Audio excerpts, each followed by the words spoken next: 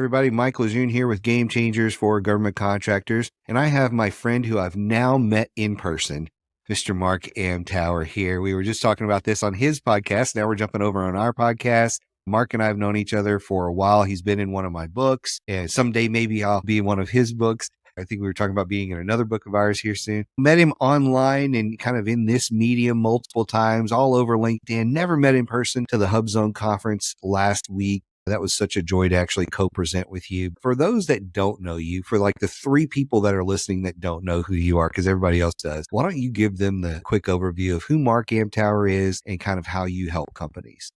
Quick overview of who I am. Amtower & Company is 38 years old now. I focus on marketing to the government. Obviously, I've been doing it for a long time. So like you guys, I've helped a lot of companies make a lot of money. Over the last decade or so, I've focused down into helping particularly small and mid-sized companies build out subject matter expert thought leadership positions in the market, help them develop and leverage content and present themselves on the prime social platform for business, which is LinkedIn. And for our market, LinkedIn is the place where all the contractors are, all the govies are. It's the ideal place to do that. That's what I do. I write about that. I speak about that. I advise a lot of companies on that, and it's fun. It is fun. Today, we're going to be talking about thought leadership, which I thought was a perfect topic for us to talk about. We talked about branding and things like that at the conference, which kind of leads right into thought leadership. Given how prolific you have been in writing and LinkedIn and just all over social media on this, I thought it would be a great topic for us to kind of talk about what those pillars are. Because when it comes to building a brand, I think a large part of that is being a thought leader in what you do. Whether it's products or services or whatever it is, being able to share your thoughts coherently is a challenge for a lot of folks. I talked about this on your podcast. And by the way, people should definitely go listen to that episode. There's a lot of different things that we cover in there. I'll have a link to it in the show notes. One of the things that I talked about right up front there is how you are you. The you that is on the show and the you that shows up in LinkedIn and the you that shows up at a conference, it's all the same person. And I think a lot of people have a hard time doing that. They have a hard time being their self. Maybe as one of the first content pillars, if you will, of thought leadership, how have you done it so easily to just be yourself? There's a lot of buzz about authenticity when it comes to presenting anything for you, your company, but particularly around being yourself. I have a feeling we're very similar in this. I don't have a business persona. I don't have a speaking persona.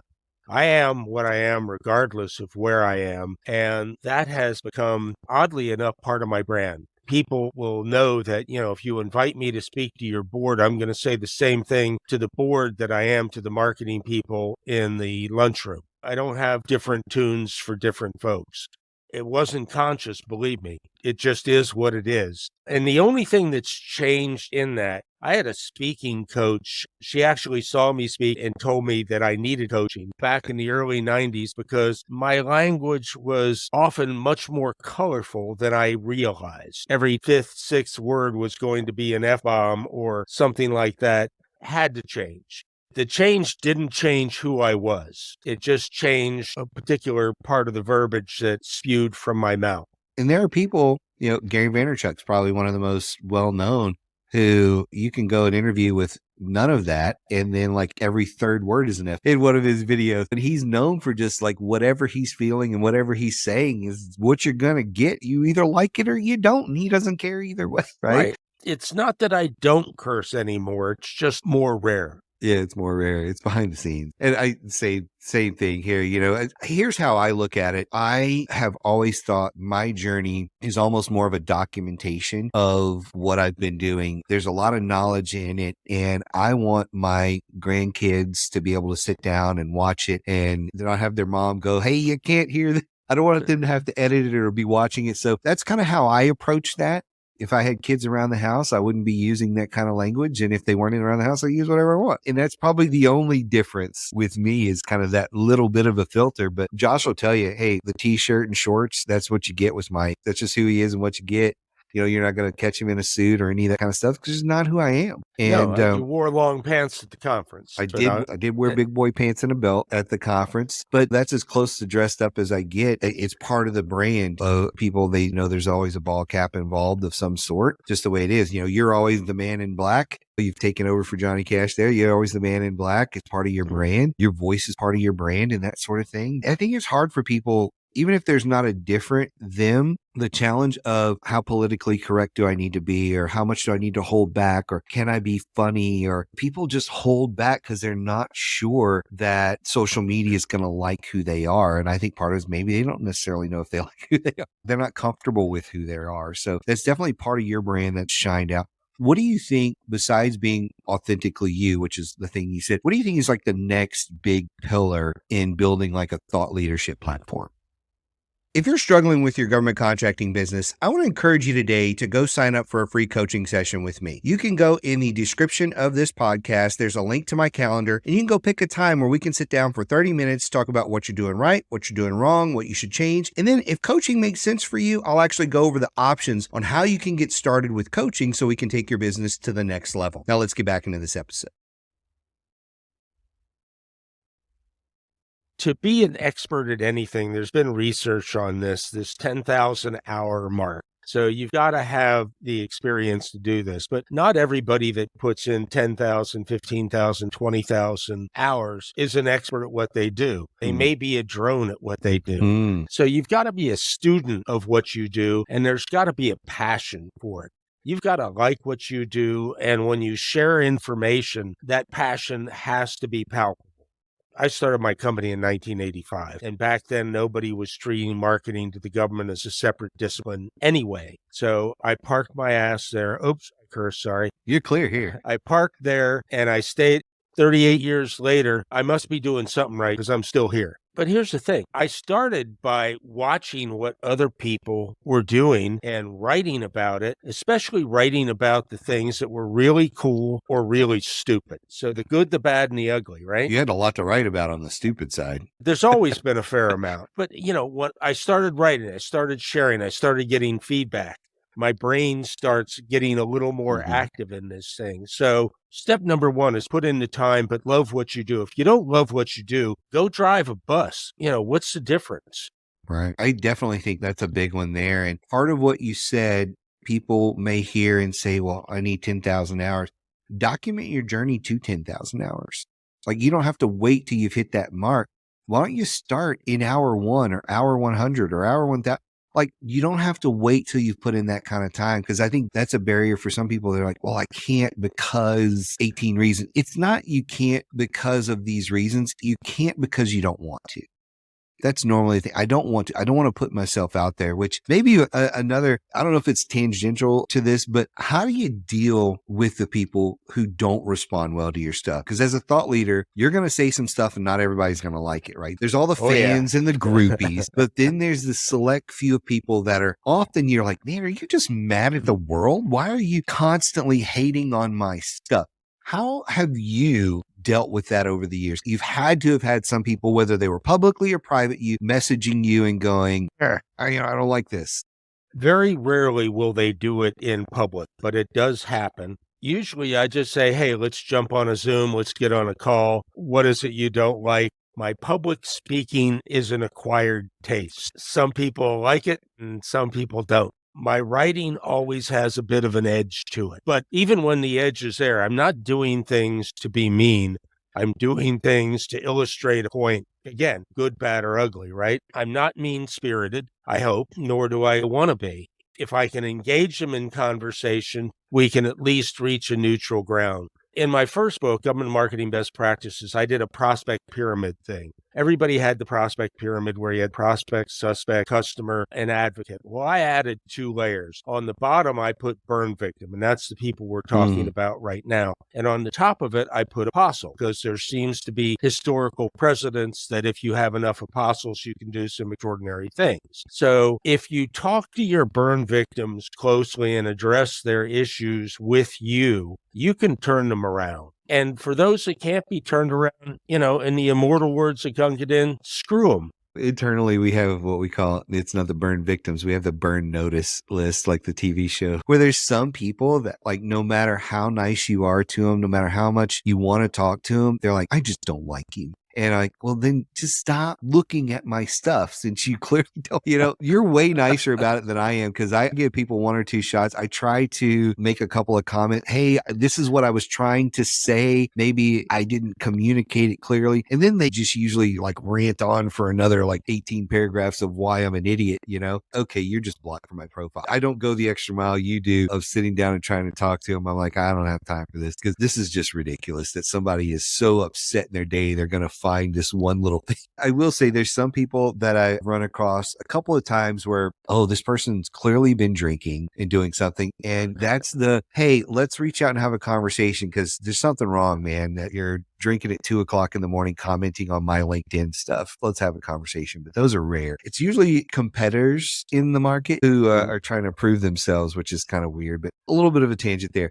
When I look at what you do, the ability to create content at the level you have over the years, it takes a certain amount of energy, persistence. We talked on your podcast of just about being able to outlast people. What is your magic sauce, if you will, around how you're able to create as much content as you do? And it doesn't seem like you've taken 6 and 8 month sabbaticals like some people do who only create one post or so a week. You've consistently created a volume of content in all different ways for years. What's the magic or secret sauce behind that? First of all, thank you for noticing that I do that. If you follow the market, it's kind of hard to miss me sometimes. Again, the secret sauce is loving what you do, being a student of what you do. And I carry around a moleskin pretty much anywhere I go. I need something to write ideas down on because I never know when they're going to occur.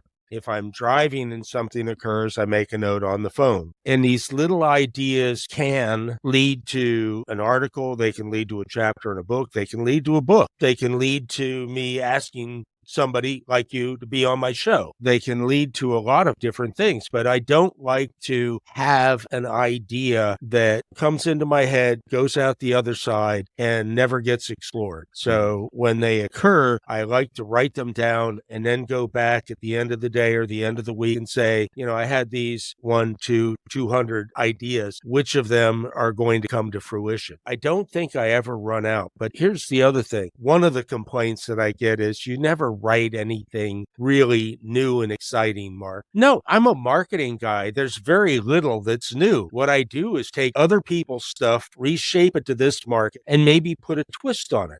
In my 38 years of doing this, I've come up with maybe 3 totally original ways to do something. The fact that I had that many, I got to come up with one more because I'm in my 4th. One each 10 years period, right? So I need another one. I only have 2 years left. You can do it. I have faith. Thank you. But, it doesn't have to be new. It doesn't have to be exciting. You're putting your twist on it. Go back to that authenticity thing. If you are passionate about it, you're going to find people that like it. And some people are going to say, well, you've written about relationships 232 times, Mark. How important are they? Well, how important are relationships? Get a grip.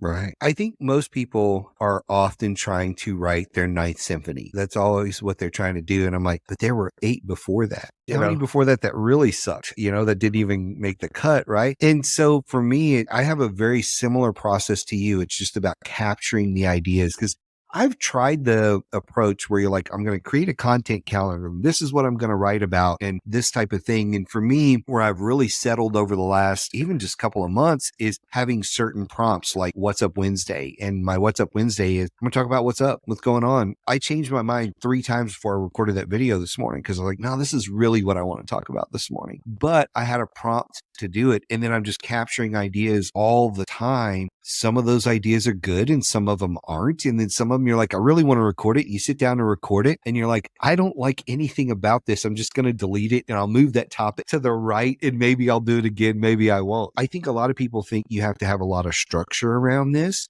Like you have to know I'm going to talk about this for the next 6 months or year or whatever. I'm like, hey, I'm done talking about relationships right now. I want to talk about sales. I want to talk about whatever. And it's like what I want to talk about. Like I said, I'm very unique. You're very unique. So being able to put our spin on it, it doesn't have to be brand new. I mean, I probably don't have more than 2 or 3 unique mic ideas out there. It's just my spin on an old thing that seems to work for me. What do you think, in your opinion, is the most difficult part of running like a thought leadership platform?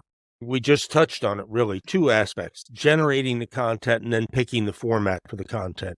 You do a lot of video, and the one that you did the morning after we spoke, I thought was absolutely cool because it's you walking from your room to the conference part of the complex that we were at. And that can be a long walk. So it was like a 7-minute walk with Mike, and you were doing stream of consciousness. You said hey to the workers in the cafeteria, which was cool. So many different things, but the whole content thing, finding the venues where you're comfortable developing and sharing content. And that doesn't have to be just writing or videos. Speaking is a big part of that. So finding venues to speak and then extrapolate that. I have a group that I'm a co-leader of. It's called Ideation, technically part of Government Marketing University, but it's a bunch of marketing people to get together for 30 minutes twice a week. We get together and bounce ideas off each other. I get ideas out of that group. I share my ideas with that group to validate, am I going in the right direction? If you're not networking with peers, you're going to live in this bubble that is Mark or Mike, and there's not a lot of outside input. So that perpetual education, then getting to a point where you have 15, 20, 30 people where you can share ideas with and take that broader. One of the things that we discussed on my show earlier was the various associations out there and how to get involved. If you're not involved in your community, how the hell do you expect to build a thought leadership position? How do you expect to understand the issues confronting that community? And thought leadership is not a lifetime gig. It's an earned position every damn day.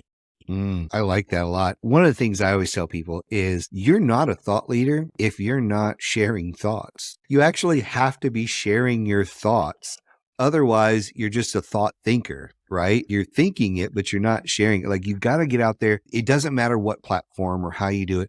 One of the things I like about the TikTok platform is how many thought leaders, I guess, it's creating in a space that people didn't think was possible. And one of the reasons that I see that in there, and I don't know how much you use the platform, is they have this ability to like stitch a video where you can grab like 10 seconds of a video or however much you want and then be like, so there's you talking about your thing. And then I jump in and say, okay, so Mark's talking about this and I totally love this or I totally think it's crap. And then you can put your spin on it for the rest of your video. And there are people that only do that.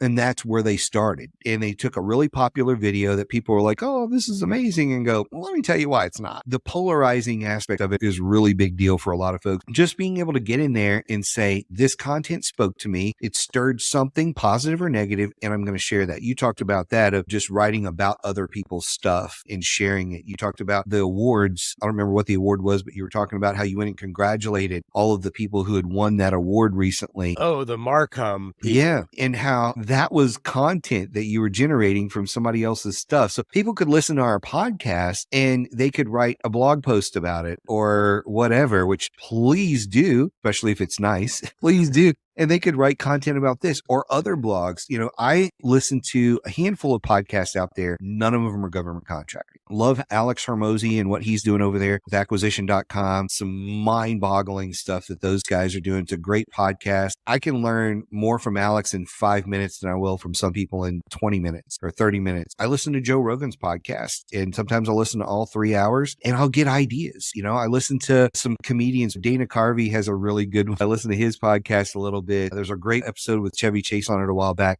And man, I was getting all kind of ideas just listening to them tell the stories of old Saturday Night Live and stuff like that. So the inspiration for me just comes from everything and everywhere. I've really had to just be more comfortable about just sharing the experiences. That's my spin on the content side of it. I've gotten so many ideas once I opened up to that. What is, if you were to give a cautionary tale or the advice to Mark maybe before you started this journey, like what's the one thing you'd be like, man, if you knew this 38 years ago, it would just serve you so much better? What's that one piece of advice you wish you could have given yourself 38 years ago? Ooh, when I first started writing stuff, I always know that I'm writing exactly what I want to say. So I didn't edit it. I didn't have somebody else look at it for clarity. So I don't know if this is the main piece of advice, but if you start generating content, have a second set of eyes look at it, not yourself. If you don't have a second set of eyes and you're writing it, read it out loud. Make sure it sounds like you want it to convey. I can be fairly obtuse on occasion. I've gotten much, much better at it because I've been doing it for so long, but I never put stuff out unless I either read it out loud or have a second set of eyes go over it. You can come across as not the brightest person in the room pretty easily. I want to mention one other thing. We were talking about the visibility side. You can generate thoughts. You can be a subject matter expert and be the brightest damn person in the world. But if you're living in your mother's basement with Dr. Pepper and Cheez-Its and not generating content, what's the point? There's not going to be a Jeopardy category on that, dude. And even if there is, you ain't on Jeopardy. That's right. I'm more of a Diet Coke and Cheetos fan, but I I, see where you're I going can with go that. with the Cheetos, yeah.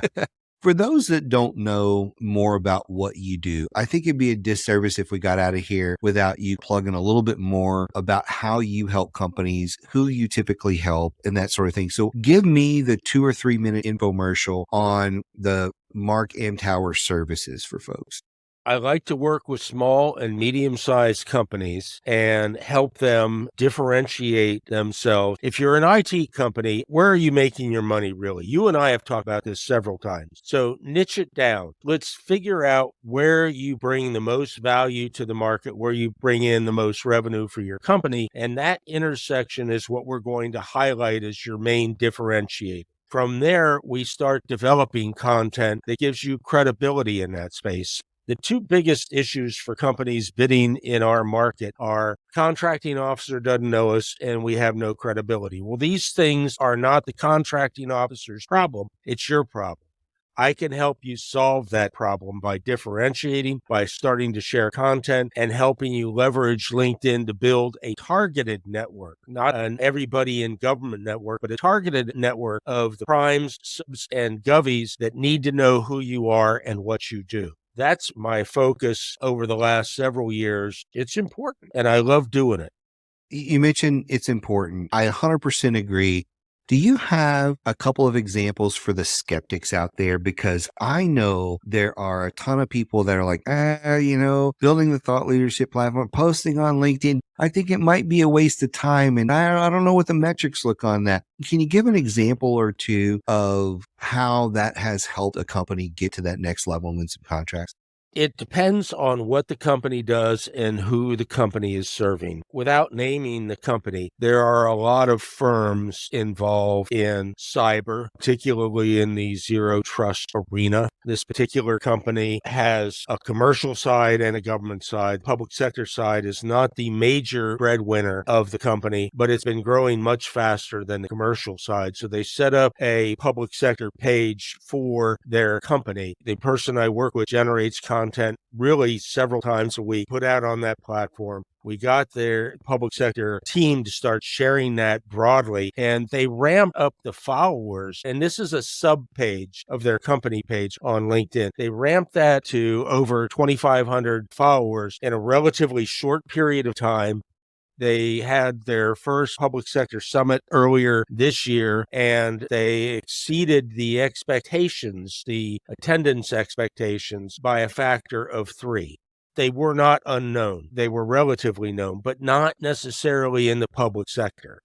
So they built a team. They get the team to share that. And for smaller companies, it's doable too. So let's just take a company that has 15 employees. Number one, your profiles are advertising vehicles. People look at your profile. If you're not positioning yourself and your company the right way, you have little or no credibility right away. So you build a good profile.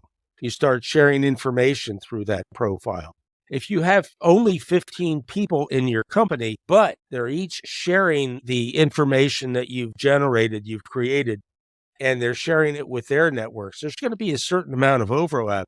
But all of a sudden, you have exponential reach Mm, into your market niche. That's what builds credibility. That's what builds visibility. That's what makes the contracting officer go, oh, yeah, I do know this company. Maybe I'll review this proposal earlier in the stack rather than put it on the bottom, because that's what they do. You've said it a million times. People buy from people that they know.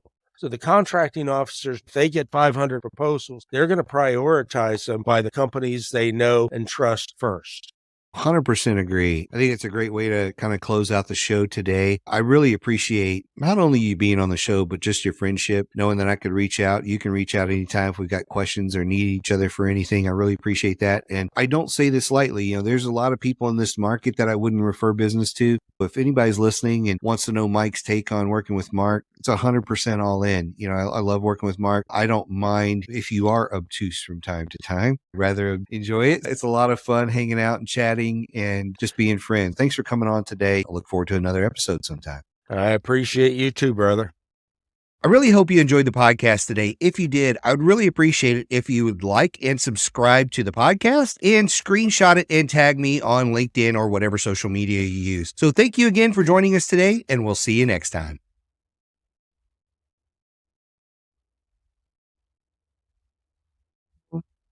Yeah.